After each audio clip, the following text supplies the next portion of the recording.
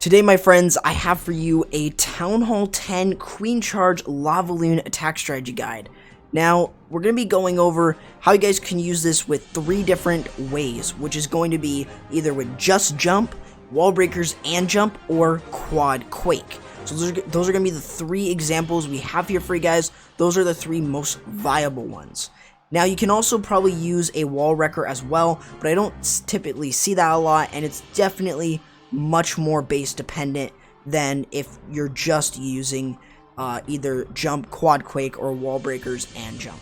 So in this one, we're going to be taking a look at just a jump, and we're going to kind of explain it to you guys. So before we start that, what are going to be your key objectives with any Lalo attack? Well, specifically, you're looking for at least 1 to 2 air defenses. You're also going to be looking for the enemy CC and also the enemy queen, and then anything else is just going to be extra value.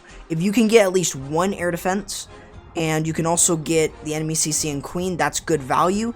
And then as long as you can get maybe both air sweepers, if you can get like an archer tower, a wizard tower, a multi-inferno, those will all help in terms of value. But what you've just got to keep in mind is what you're looking for are the 3 main objectives, and then everything else is just a plus for you. So in terms of this base design, what do we need to identify with this? For instance, one of the things that we need to see is if this compartment right here has the queen, that's where we want to break into. But we also want to take a look at how the air sweepers are placed, and kind of just taking a look at it like this, we can notice that this is actually the range of the air sweeper, meaning that how this base is going to be hit is going to be away in the blind spot of this air sweeper. So we've got to consider this so that then we can actually funnel this side out and also funnel this side out, and this just allows us to get our queen and jump right into here and take care of that air sweeper with no problem. So that's definitely going to be one of the things that we have to identify here. But not only that, but why would only a jump be used? It's this compartment here that you want to really keep note of. Because this compartment can be jumped over, having any other compartment that's bigger than it is actually going to provide you with jump value. This is a really good base to use just a jump on. You don't need any wall breakers for this one unless you really want to, but the jump allows you to get over that really quickly, and that'll get you so much value from the inside of that base. Since you're already going to be in the core dealing with the CC, the multi-inferno, air defense, the queen, and both air sweepers, that's going to get you a lot of value from right there. So that's what you're specifically trying to look for when you're using the Queen Charge Lalo.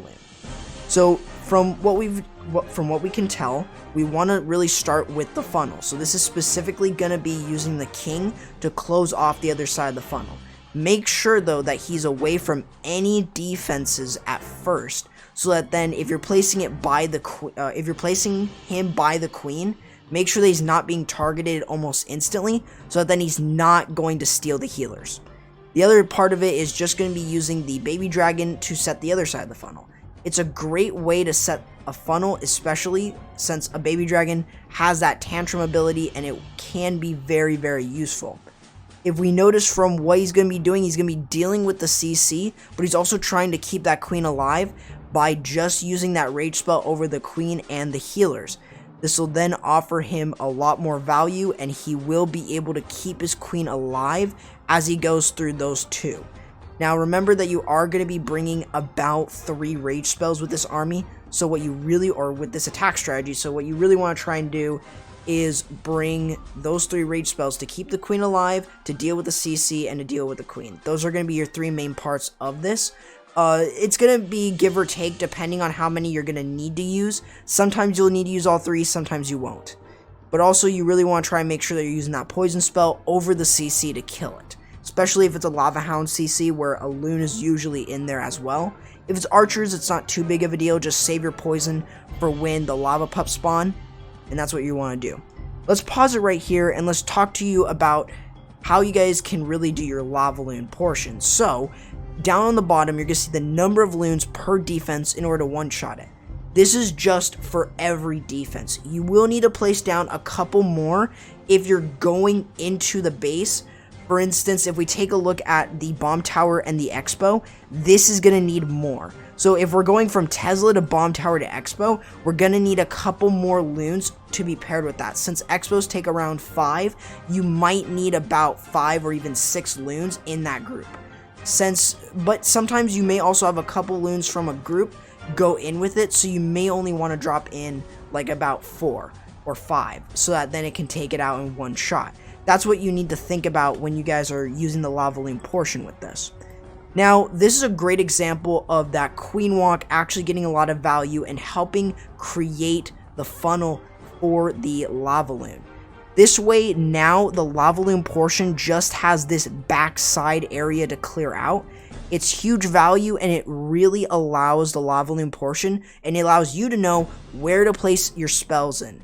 Remember to place your spells to get to those key defenses like wizard towers and multi-infernos, along with air defenses, because taking those out should be your top priority.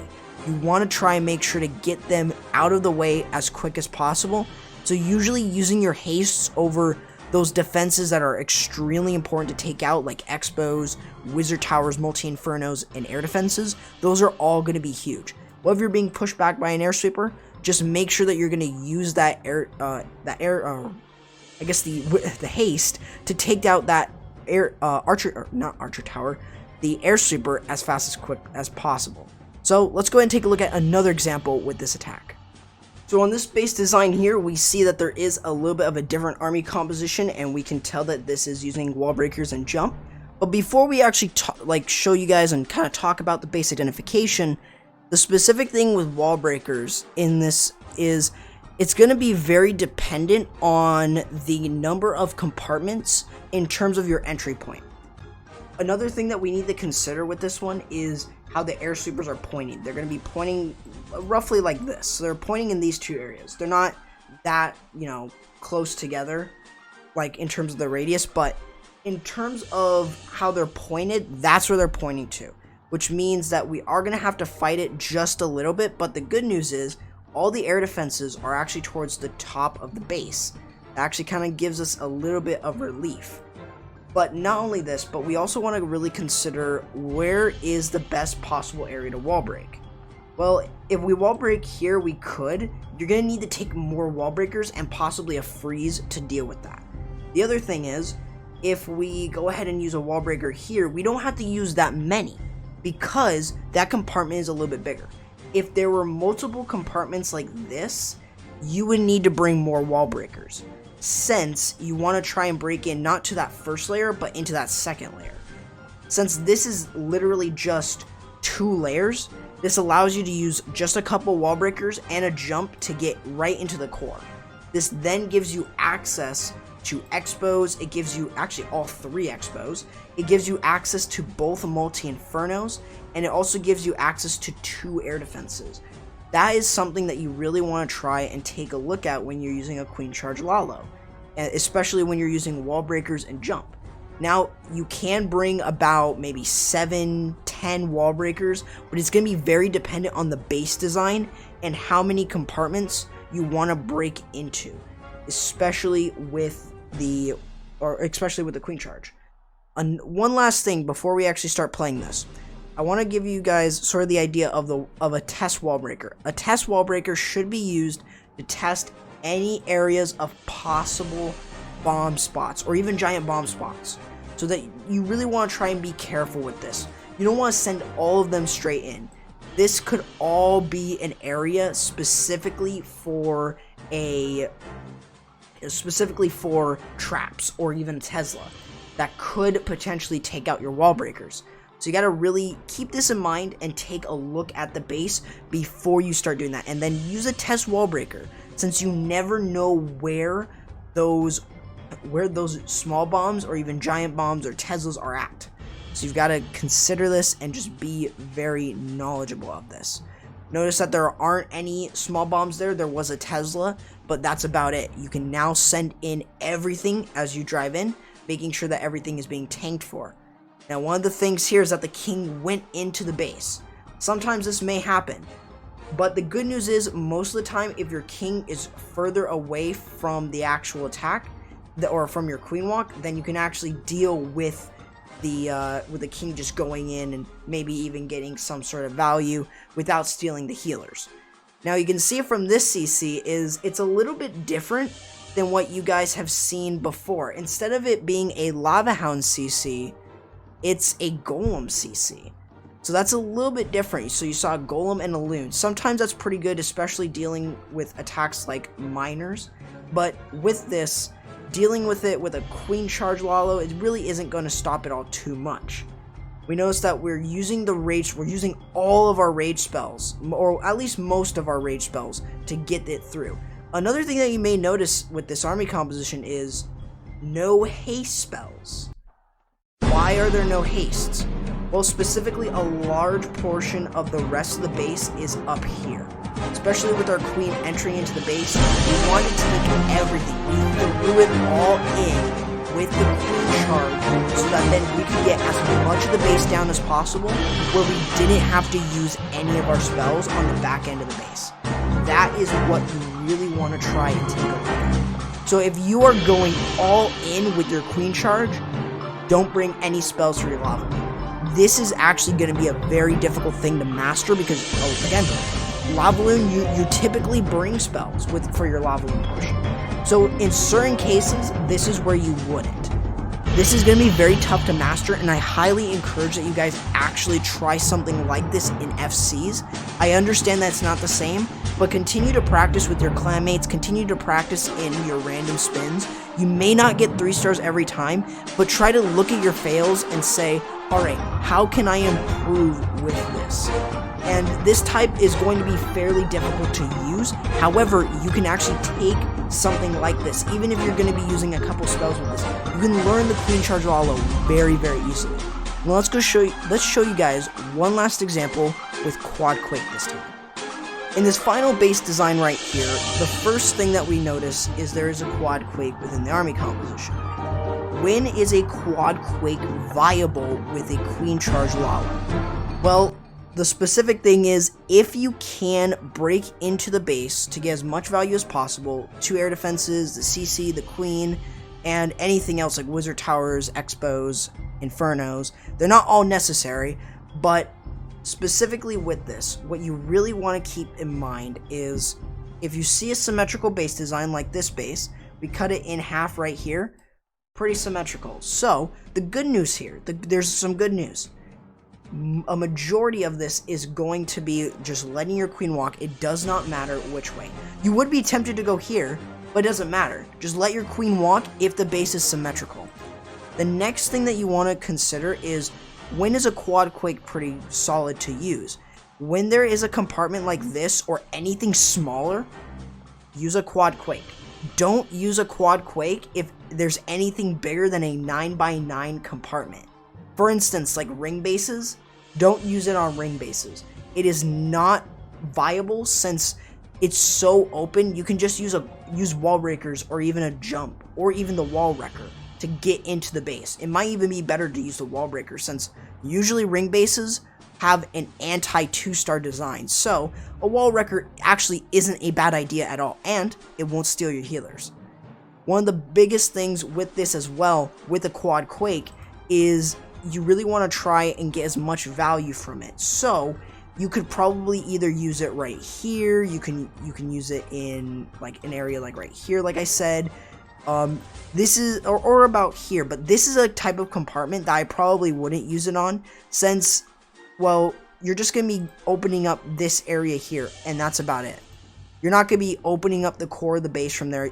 I could be wrong, but it's a little bit much more difficult. That's what I'm trying to say. Now, remember with your Lava Loon portion, you have the Stone Slammer, so you're going to be sending the Stone Slammer in first, and then the Loons, and then a Hound, so that then it can tank for all those. You can even probably send it right here to go around here. So that's going to be very dependent on how you guys are doing your attack. Since you want to pull as many traps as possible, it may be a better idea to put the Lava Hound away from where that air defense is, so that then it could pull traps from that side, or even could pull traps in like this. That's what you're looking for when you're sending in your Lava Hounds. One quick thing to keep note of is with air defense placement. What you've got to take a look at is how many of the defenses are around that air defense. So if we consider this one right here, we notice that there are a couple archer towers there. We also notice that there are 2 wizard towers there, so that's actually really good because we can actually now tank 2 beams from each of the, or at least 1 beam from each of those multi-infernos. This is good since it now causes them to, instead of hitting 1 more loon, it's going to hit the lava hound, and that's better than hitting a loon. So that's really going to provide you with just a little bit more support. You just got to really consider how you guys are doing your, how you're doing your lava loon portion in general and how the air defenses are placed. We notice that there is a damage CC right here, very different than what we've seen so far, with an ice golem as well. However, not a big deal to deal with. The poison is an easy way to get rid of it, and the ice golem at this point nowadays really doesn't do too well on offense or on defense. I've never seen it super useful since it doesn't really have a long freeze. Now, one last thing, as we move in through the base with the Queen Charge Lalo, making sure that you get as much value and you're cutting the funnel with the king is extremely important. So as we see right here from this attack, getting as much value, and once you've done that, you can get as much value as possible, or you can then start going in with your lava loon portion. So with this, like right here, he used both lava hounds there because the queen is actually getting really close to the other air defense. So you want to try and make sure to really just take your time with your lava loon portion. Make sure that you're using your haste to get right into those next defenses. That includes the multi-inferno, the air defenses. That's what you're looking for, the wizard towers, stuff like that. If you still have the stone slimer up, that's really good because you still got a little bit of tankage left from it, and you still got loons, max loons from there. Just remember with cleanup, with minions, minion cleanup is going to be extremely huge, and you want to start that as soon as your lava loon portion is going. So then you're not wasting any time and you don't time fail. Sometimes this may happen. It even happened to me at Town Hall 11. So you got to really consider that with the lava loon portion, start your cleanup as quickly as possible, and that's going to help you guys. With that being said, that's going to do it, guys, for the video. Hopefully you guys enjoyed. If you guys did enjoy, leave a like, subscribe, and turn on the notification bell so you guys don't miss anything. Also, feel free to join the Elite Academy. I will be leaving a link down in the description to join their Discord server if you guys are feeling like you guys want to join them. Also, feel free to go ahead and join my community Discord server it's going to be in the description below, and follow me on Twitter at _CorruptYT. Feel free to also subscribe and turn on the notification bell so you guys don't miss anything on this channel. With that being said, that's going to do it, guys, for the video. Hope you guys enjoyed, and I'll be seeing you guys next time. Corrupt, signing out.